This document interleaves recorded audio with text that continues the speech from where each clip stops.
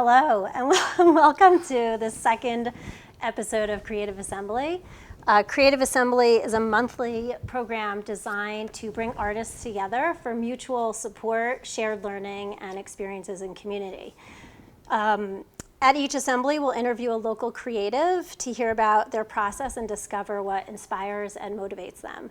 Today we have Jen Pastalo here with us. She is a lover of all things art, but she's a quilter, she's a jewelry maker, she is a mother of 4, so happy belated Mother's Day. Thank you. She is a teacher, she is an entrepreneur, she is a psychologist. School psychologist. And like I said before, a lover of all things art and things that create creative bliss. So here we are today. Thank you, Jen, for being with us. Yeah. If you could just, because I know your Facebook page, you call it Creative Bliss, and I just wanted you to unpack that a little bit for us, of like what that means to you. So, like you said, I do a lot of things, and when people ask me, my elevator pitch is, I live in creative bliss. That's what I do. And I think a lot of that came from when I was a school psychologist, working full-time in the schools. I just felt a pull to be more creative, and I was infusing as much as I could within the school. I had an open mic club, and I taught guitar there, but I still felt like I wanted to have more creative outlets in my life, and I had a little post-it that said that I allow myself creative fulfillment on my phone. And then I just one day was like, I just want to live in creative bliss. And I think that like stuck in my brain. And so that's really what I've been working towards since then. And it's coming to fruition, so. So it's kind of like your mantra. Yes, for sure. So do you have, like when you were younger, because this was at what age when you were a school psychologist? Oh, I'm still a school psychologist, but I guess this was 2009 that I really started thinking about doing more creative work in my life. So 2008, 2009. Yeah, so when you were younger, did you ever find that there was a point where you felt creative, or you would call yourself a creative? Or? I don't think so. I don't think when I was a child, I thought I was creative, but I did love to like make things. I remember my mom, I had Barbie dolls, and I wanted to buy the clothes, all the pretty outfits that were in the store, and my mom was like, no, we're just gonna make them. And so she sat me down and showed me how to make patterns, and with paper and pins and fabric, and then she showed me how to sew dresses for my Barbies. For your dolls. Oh, that's so awesome. I had a corner of my bedroom that was like shoebox beds and clothes and blankets and my dolls, and it was just this kind of makeshift little world that I made, you know. So you actually began sewing as a child. Just hand sewing. Right. That's how it starts. Yep. Yep. We are in Jen's maker space right now, and I just wanted to take notice of this gorgeous backdrop behind us and these amazing fabrics. We need to talk about them. All right. And there's this. Watch your light. Oh. If we could talk about this one in particular, if there's a story behind it, or. Yeah. So I learned to quilt maybe, I want to say 2018. And I was accumulating, like hoarding quilt fabric at my house. And then I just was like, I have to have a fabric store. And then I went to a quilt show and I did an order. And this was one of the fabric bolts that came in. And I see a bunch of them that were from the very first order that I made. And it just, like, when I see it, it transports me back to that time. But I love anything floral. And really, if I could just specialize in one kind of fabric, I would do all florals.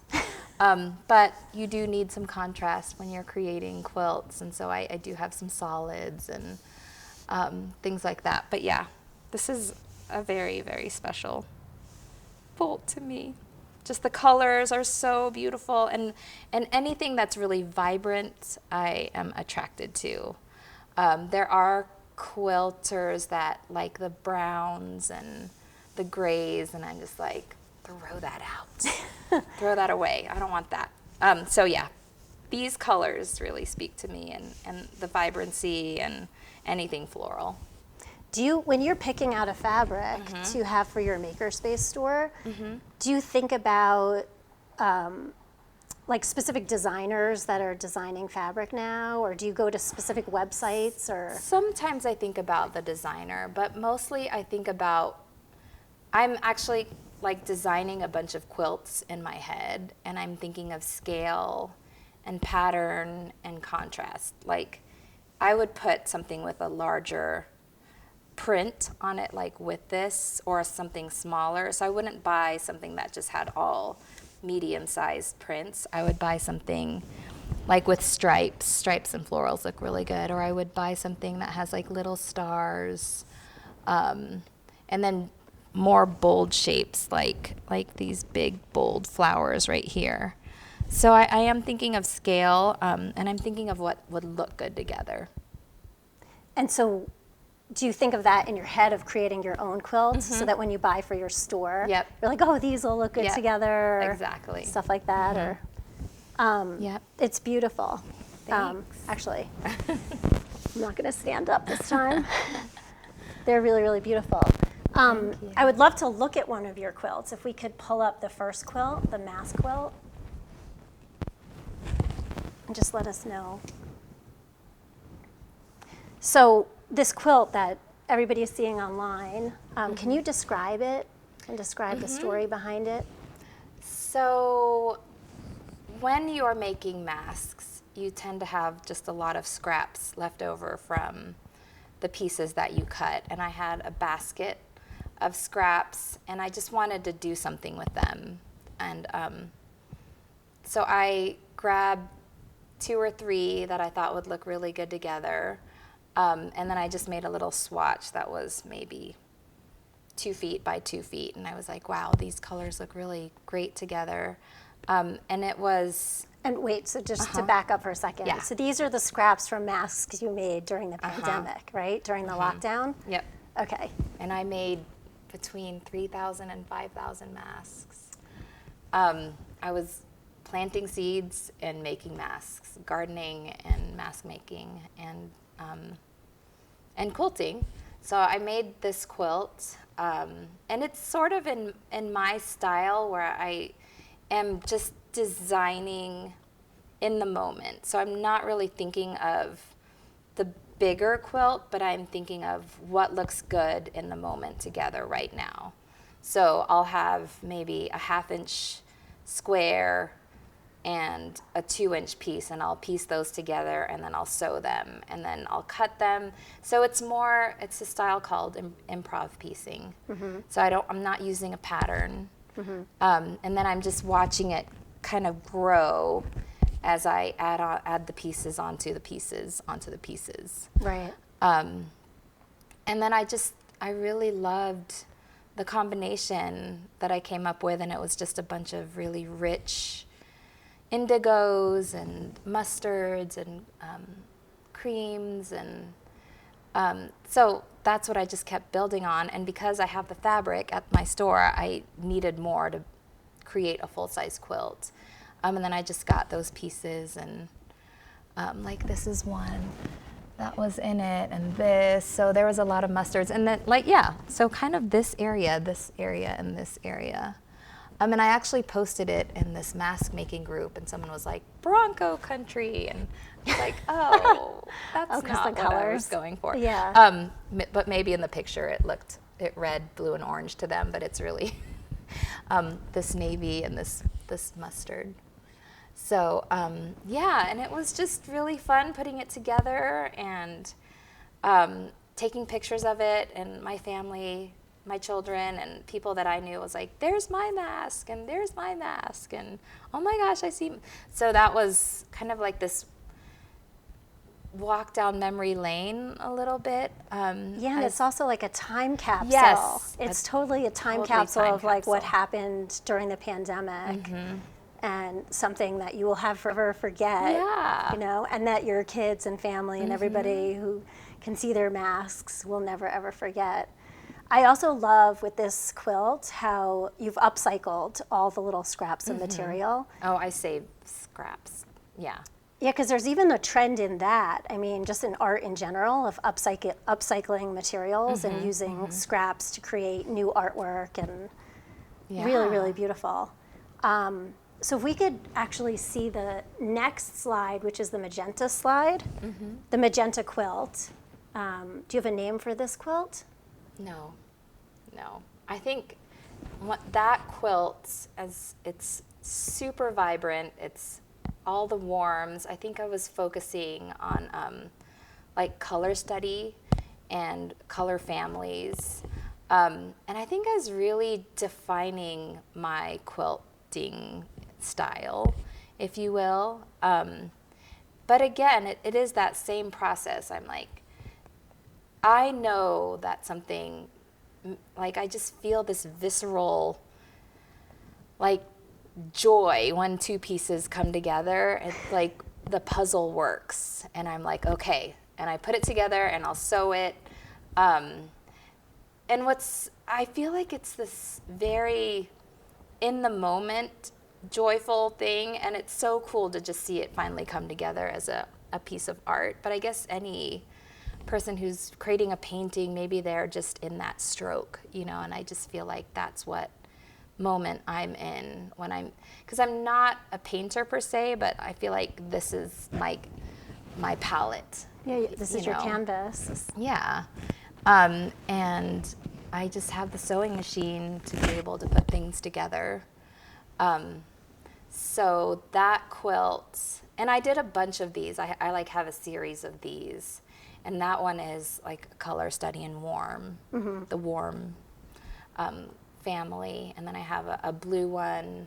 But I also think in that quilt there's some jolts of color in there. I have like magentas, and lots of magentas, but then I have the red with the magenta, and I think there's like some purple, just so your eye can rest. And I feel like that's kind of my signature. Yeah. I mean, I definitely see the improvisation going on with your quilts, which is a wonderful, beautiful style. Because I know like through history with quilting, there's certain patterns that people followed, and you know, it would tell stories about certain things. And do you find that your quilts, even though it's an improvisation, that they're still telling well, I know your mask quilt for sure was telling a story, you know, about the pandemic, but do you find when you're piecing all these pieces together, are you also creating a story at the same time? I mean, I feel like any kind of expression of art is the creation of your story, you know, like the universe that's inside of you that you want to share with everybody. So I'm not thinking of a narrative per se, but maybe the joyful combination of colors and combination of patterns and just whatever brings me joy in the moment, I guess, is the story that I'm telling. So everything that you see is like an expression of like this visceral, like that works and it feels so good, and I'm going to put that together, you know, at my sewing machine. And so that's the story that I'm telling. And it's a reflection of you, excuse me. We have one more quilt to show, which is all stripes, which I just love this quilt. I love the combination of colors, the reds, the blues, the yellows, all the different patterns that are working together.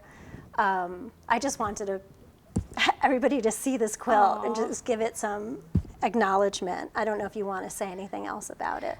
Well, that quilt, I remember coming to Converge, and I looked at my fabric, And I wanted to make a strip quilt, so I looked for fabric that had lines already, for example, like this one.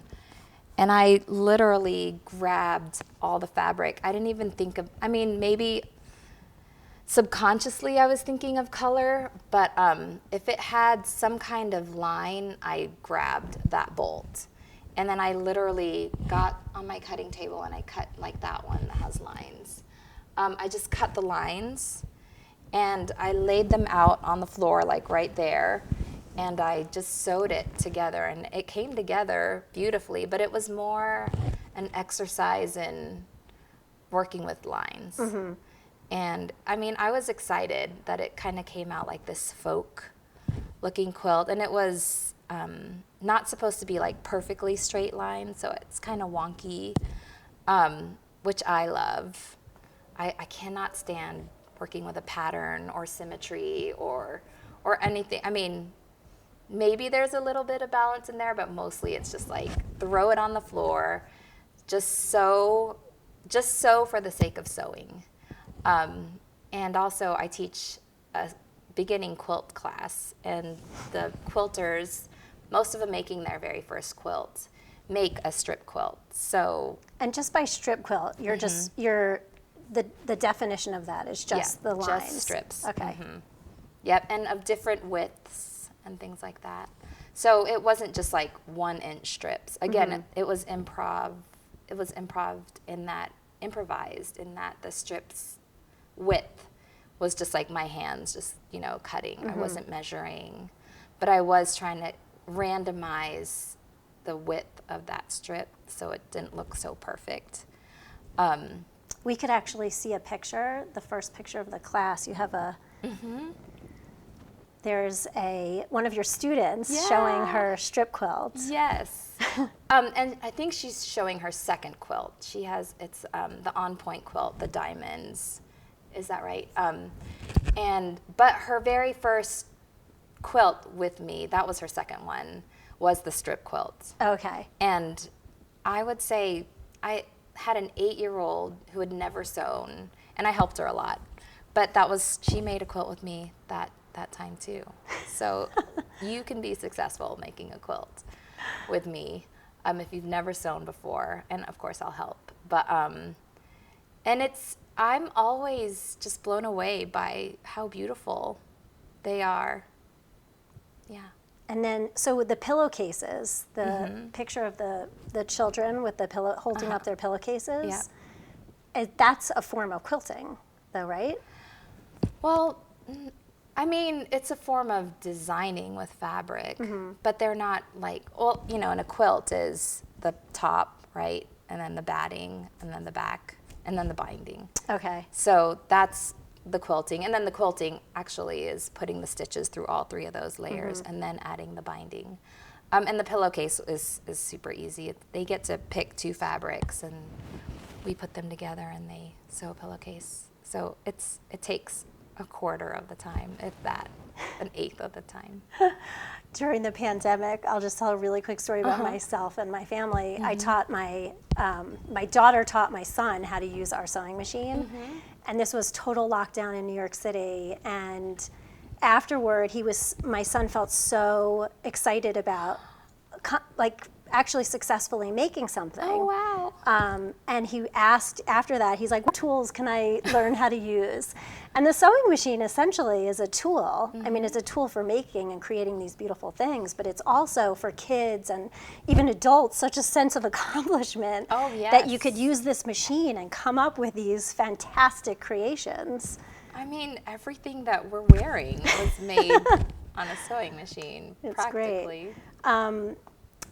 I know your parents and your mom was very influential when it came to sewing, because you talked about her teaching you how to hand sew.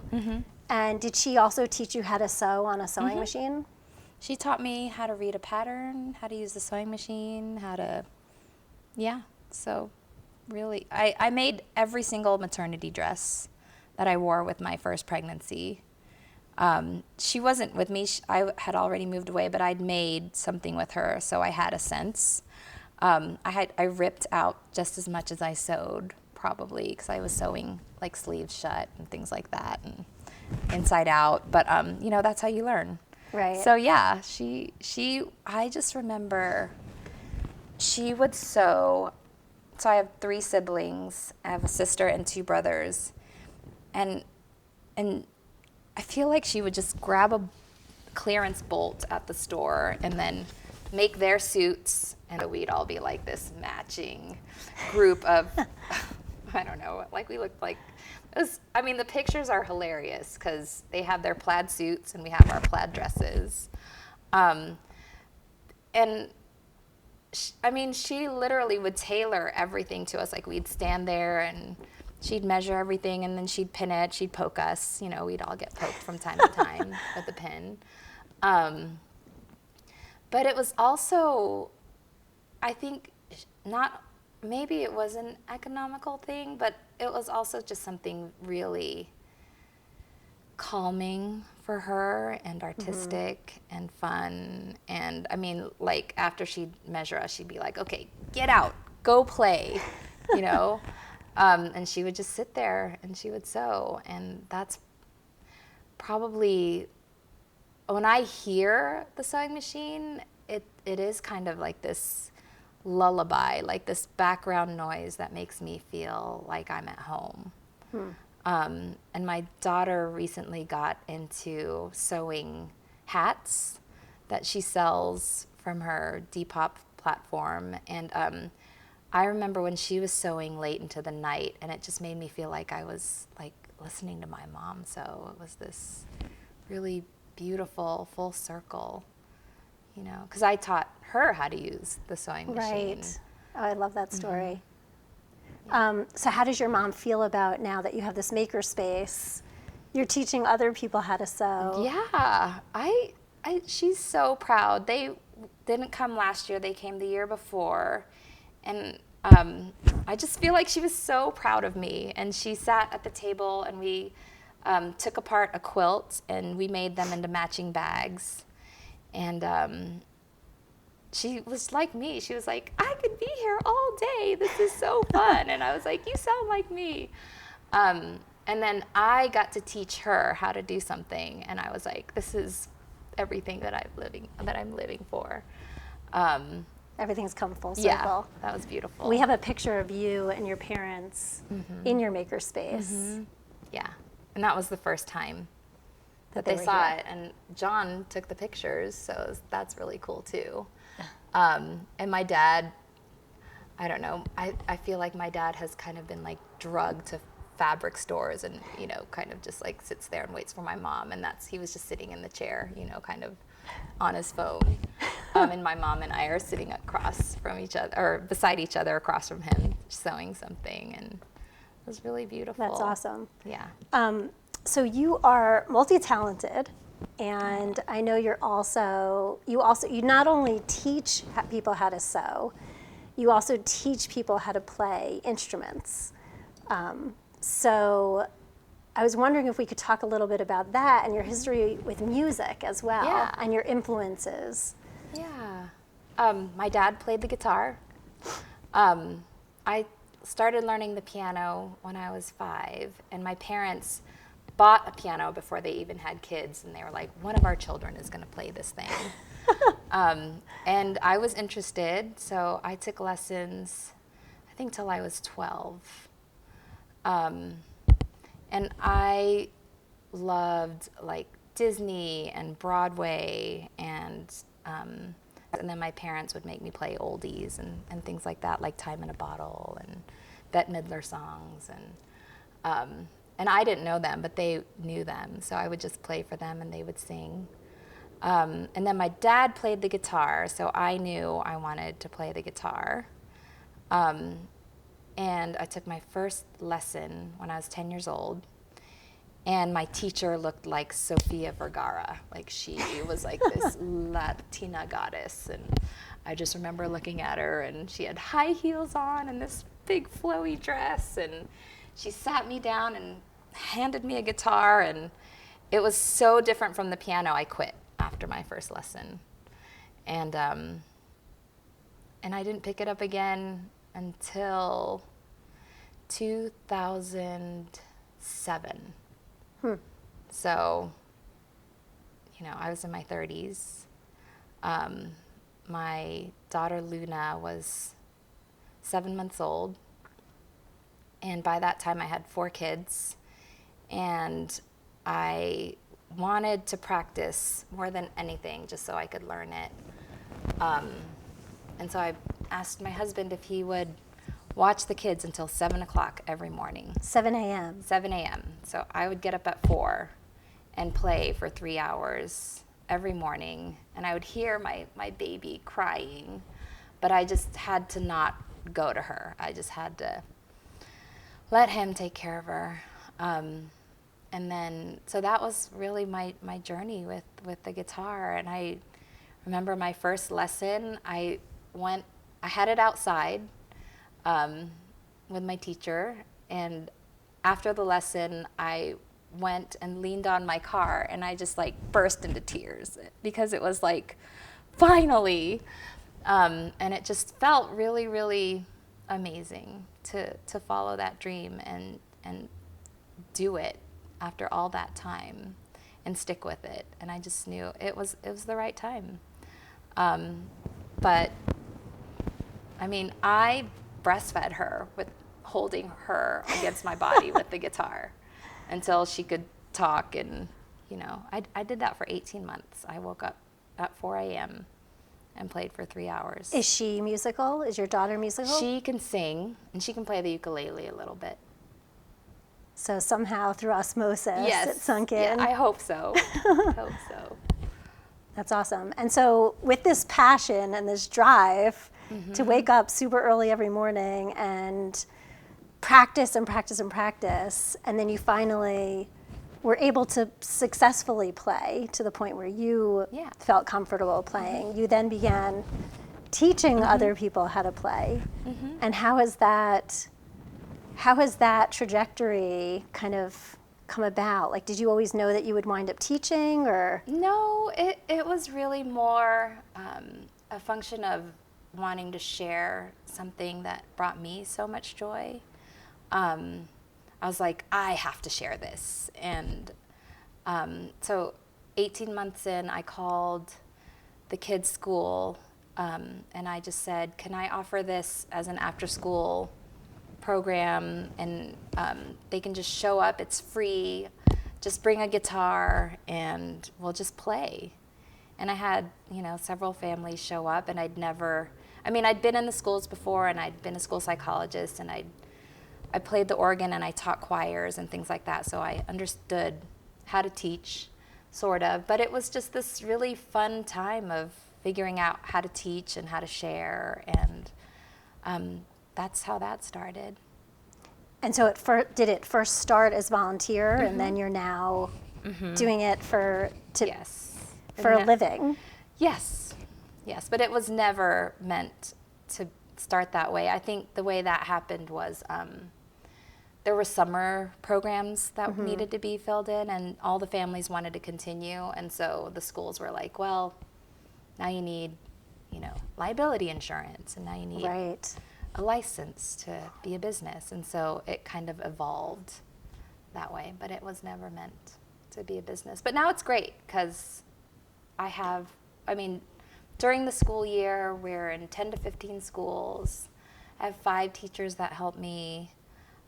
We were in 3 counties, and hopefully it builds back up again once things start opening up. Yeah. And what is it called? City Strings. City Strings. So look out for Jen. And her other teachers with City Strings. And so that became a business, not intentionally. And this whole maker space also became a business. Was that also intended? No, it wasn't. I think I was just so, again, it was born out of this desire to share something that brought me so much happiness. And I was literally, after I took my first class, all I did was sew. I would get home and I would sew. Literally put my stuff down and go to the sewing machine. I just became super obsessed with fabric and putting things together. And I wanted to get kids into sewing. I think that was one of my missions. And also, I wanted to have just a place where you could just buy only really vibrant fabric. Like, I wouldn't have anything else in my store. So if vibrant fabric was your thing, then I was going to have it. So I think that's really, I mean, and then I did get to teach, obviously pre-pandemic, and it is going to roll back. But just having students that were young to old, people that were out of retirement, that wanted to learn to sew, I think I like that click, like when they get something and I get to be part of that. That's super addicting for me. Also, to make something functional, beautiful and functional is just always so rewarding, I find. Yeah. Okay, so now you have all these other businesses going on. You have your maker space here, which is called Art and Craft.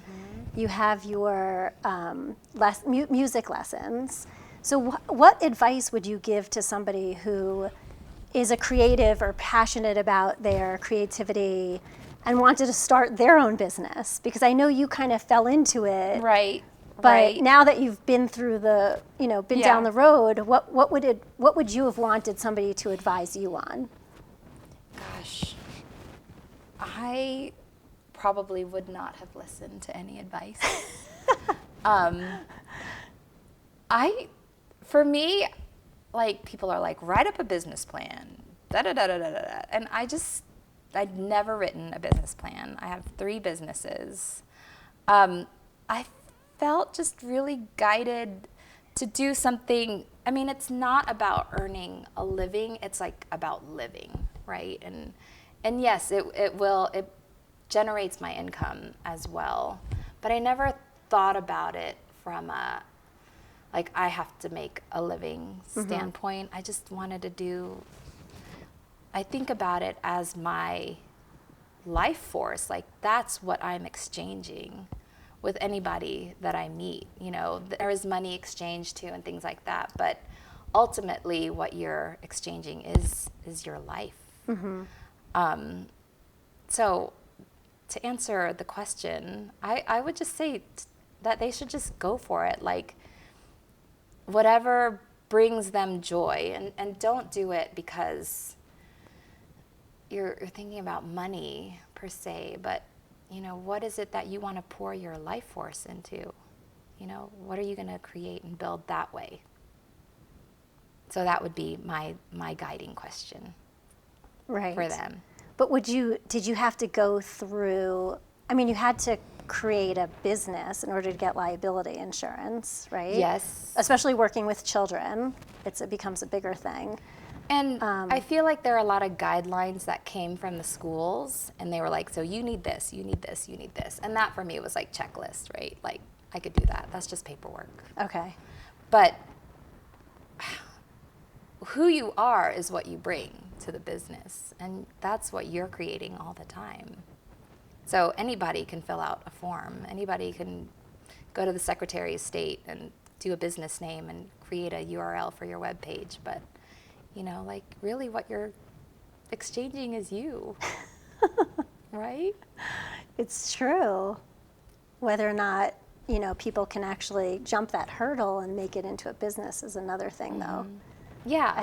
I think it's really hard for creatives to do both. I think it's really hard to be creative and then also think about the business end at the same time, and do it in a way that you're not giving your whole life savings away to start this business, or to do it so that you feel successful. Yeah. I mean, those are also considerations. I just have been really lucky then. But yeah, I mean, this fabric is not free. Like, I did have to jump into my savings to purchase this, but like, a locomotive could not have stopped me. Like, I was like, this is happening. And I don't regret it. I want to grow this. Like, I want it to keep growing, and I want to have other people live in creative bliss. And so whenever someone comes to my class, whether it be taking ukulele or sewing, I just thank them for following that thread of curiosity, because they wanna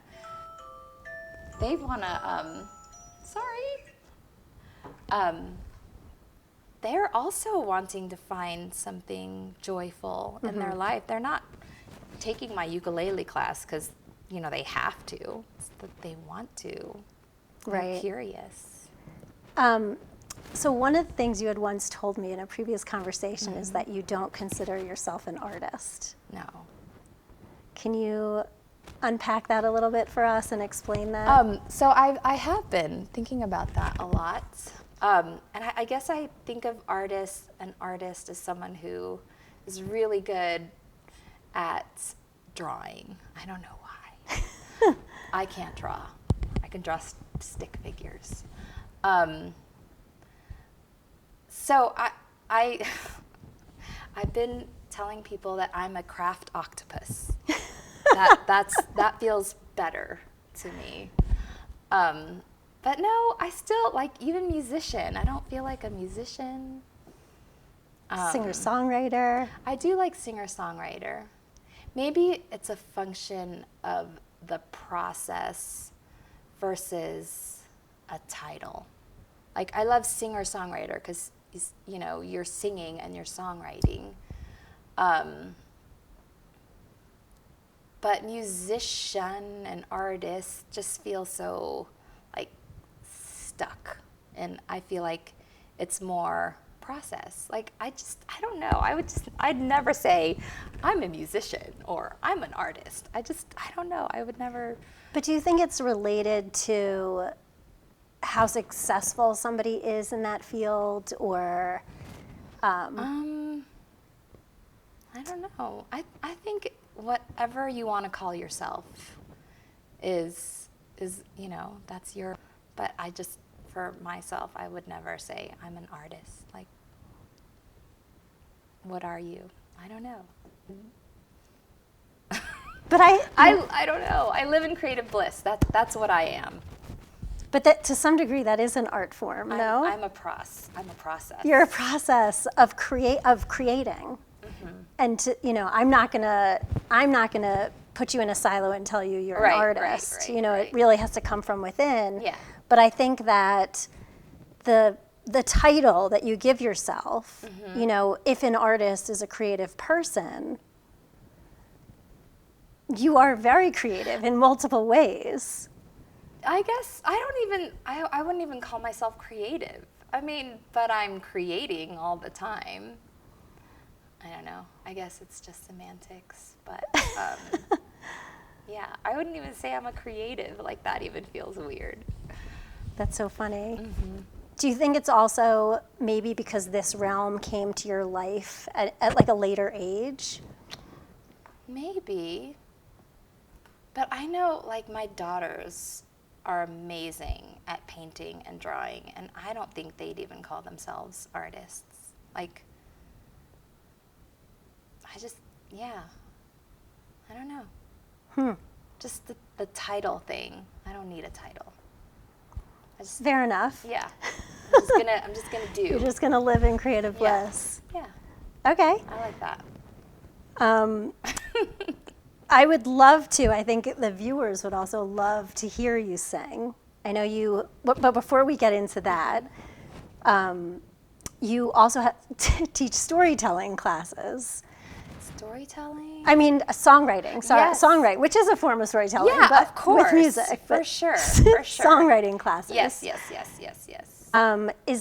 Do you find that there's similarities between songwriting and quilting and singing? Improvising? Do you think that there's a common threads between all these things that you're talented in? Yeah, I do. I think it is about maybe being meditative or being in the moment and stitching, whether it's scraps or words or notes. like there is the common thread is that you are in the moment and you don't really, you're putting things together that make you happy, like, oh, that works. And of course you can revise and things like that, but for example, I teach little ones on Wednesday at an elementary school, and we do ukulele and songwriting.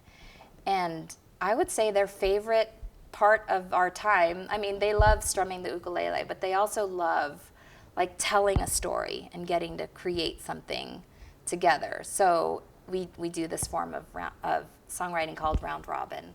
So I'll say 3 words, and you finish my sentence, and then they finish, and by the end, they're all falling out on the ground laughing because it's the most silly thing that you've ever heard.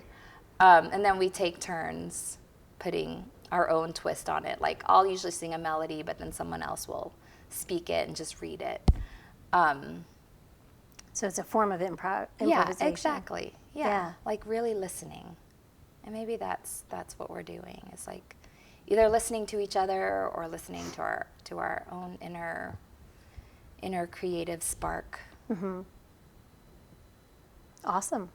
We also actually have a picture of you with with the group starling. of Well, we have a picture of you first with the kids that you were teaching. Some of the kids. Yes, the little rock divas, and I taught them ukulele and songwriting last year, and it was a blast.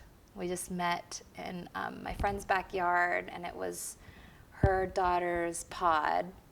And they named themselves the Little Rock Divas. And it was just so fun, like watching that light bulb come on. And my friend would actually send me videos of her daughter like singing and writing songs on the spot. And I think that's like everything. If you can share that with someone and then they do it on their own, and it brings them a lot of happiness. Mm-hmm. And to inspire them for the rest of their lives, really. Yeah, and I love that. I love that they can see themselves as musicians, and they probably don't even call themselves musicians, but that they can see that it's doable, and they're unstoppable in their creativity. And they're not scared or inhibited. Yeah. And they teach me all the time. Like, I'm just like, wow.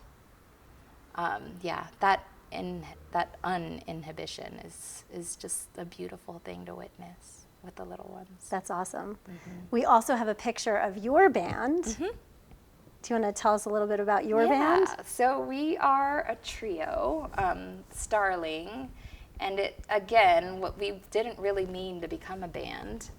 But obviously we did over time. But we met to sing at a talent show.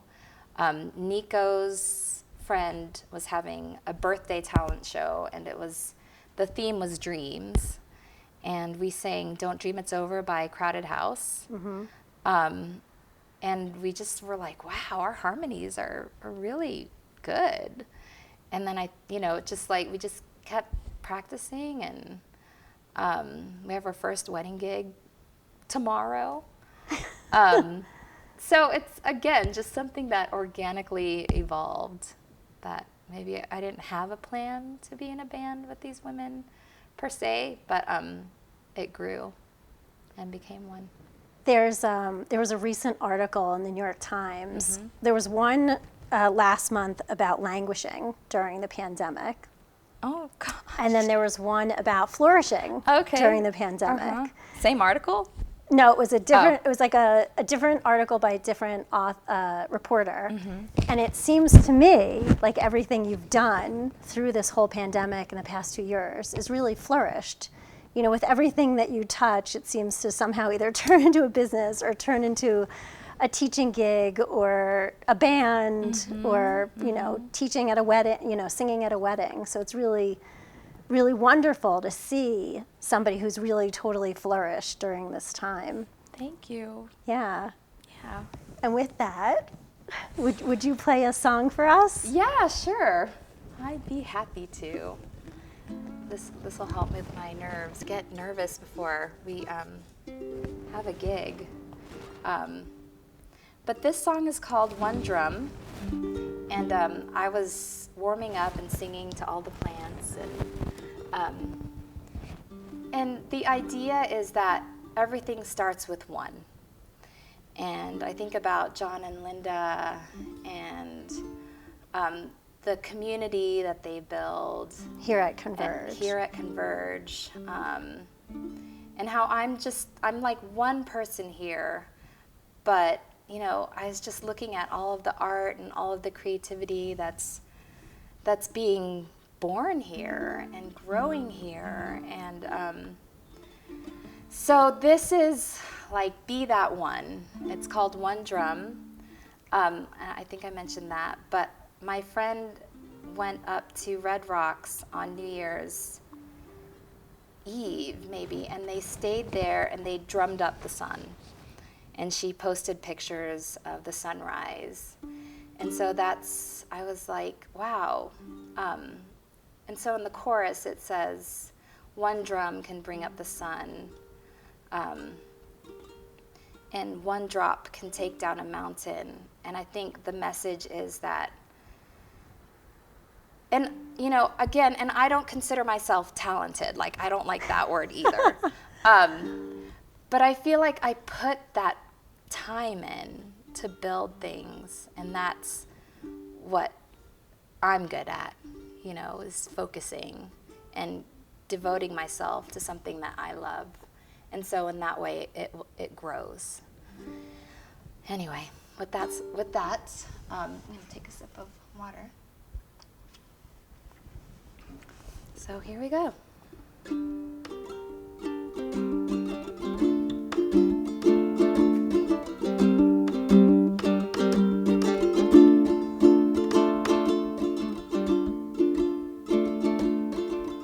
Thread me a lifeline to pull me through this dark night.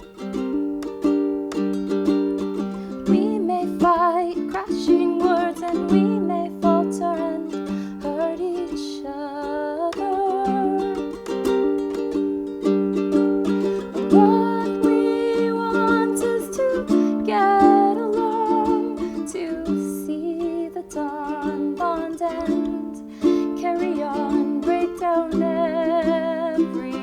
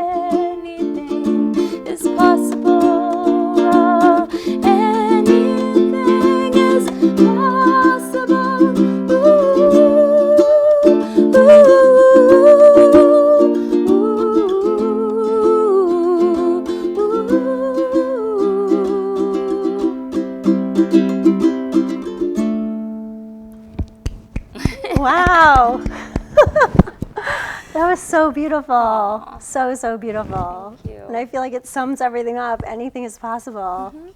That was really beautiful. Thank you so much for sharing that. I think that's it for this session of Creative Assembly. I want to thank Jen for being here with us. And how can we support you, first of all? Well, I have a website, and I'm posting more classes, and I would just love for more people to take classes with me, and if you're a teacher, reach out to me so that we can offer a wider range of classes for people who are curious about following that thread of creativity in their lives. Do you want to tell the audience? It's artandcraftco, like Colorado, .com. And your band? The band is Starling. Our website is coming up. It's going to be starlingdenver.com. And your... And then citystringsguitar.com. Awesome. Yeah. Thank you so much for joining us. This was so wonderful. It's really fun for me too. Creative Assembly is a nonprofit based out of Denver, Colorado. And thank you so much to everyone for supporting us. And you can find us at Transforming Creatives at transformingcreatives.org to discover how you can be part of the creative force for the common good. So thank you again so much. Thank you, Allison. And please find us online. Thank you.